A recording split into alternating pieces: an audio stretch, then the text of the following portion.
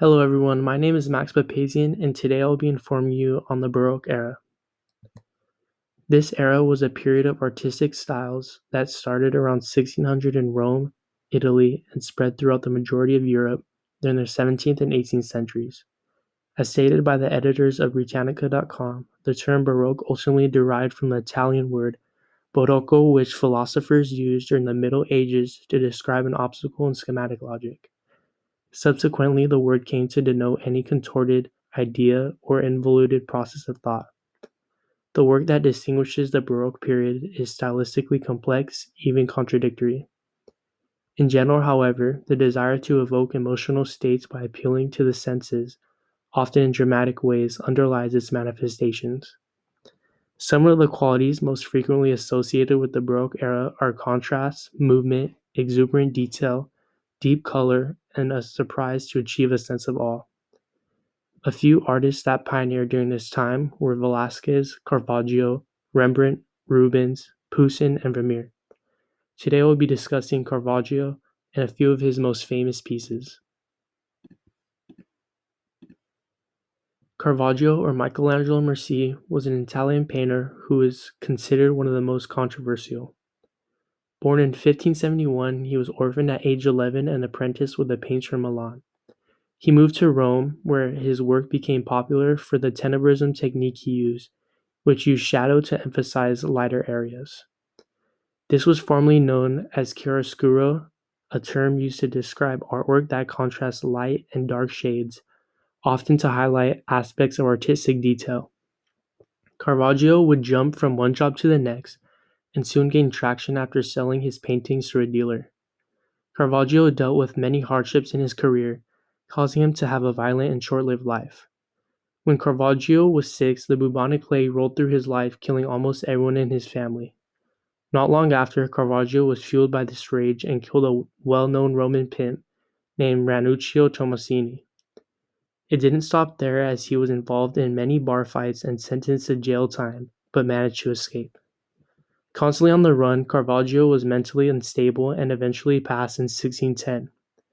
Although he was shunned after his death, he eventually came to be recognized as one of the founding fathers of modern painting.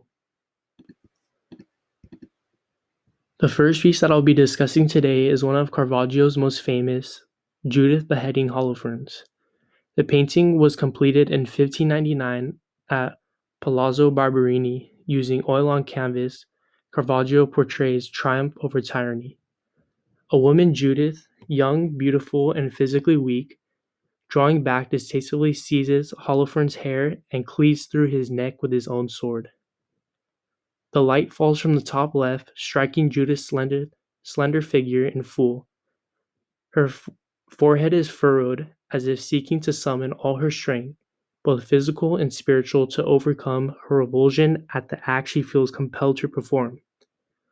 Holofernes, on his bed, bellowing helplessly, has frozen in the futile struggle of his last instant of consciousness. The bloodthirsty old servant, pop-eyed as she strains forward, clutches the bag in readiness for the disembodied head. It is a ghastly image with primary interest in the protagonist's state of mind. The old woman's grim satisfaction, Holofernes' shock, and Judith's sense of determination. Caravaggio intensifies the body language not only in the poses, gestures, and facial expressions, but also in the clenched hands. The use of deep colors creates a strong contrast of lighting and emphasizes the darkness during these times.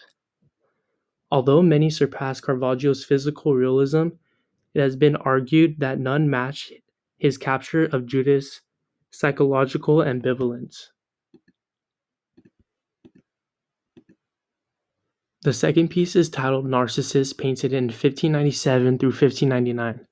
The subject is painted using oil on canvas, depicting the realistic observation of the human state. This impeccable composition features the mythological theme of a young man who falls in love with his own reflection and eventually dies of longing after himself. This story was very popular in the Renaissance and embraced by the authors such as Dante and Petrarch. Caravaggio depicted an adolescent wearing an elegant outfit, leaning over the water as he stares passionately at his own reflection. The painting is an epitome of melancholy, as the figure of Narcissus is surrounded by darkness and he is locked inside his loop self-reflection. Caravaggio's use of chiaroscuro, or contrasting, creates the illusion of three-dimensional forms. The water looks as if the viewer could fall in, with depth created by the use of shading and contrast. A dark and solemn mood is portrayed, but also an airy beauty, which is a characteristic of Caravaggio's works. Although Caravaggio was considered controversial, it is undeniable that he left a lasting mark on the world of European art. Thank you for listening.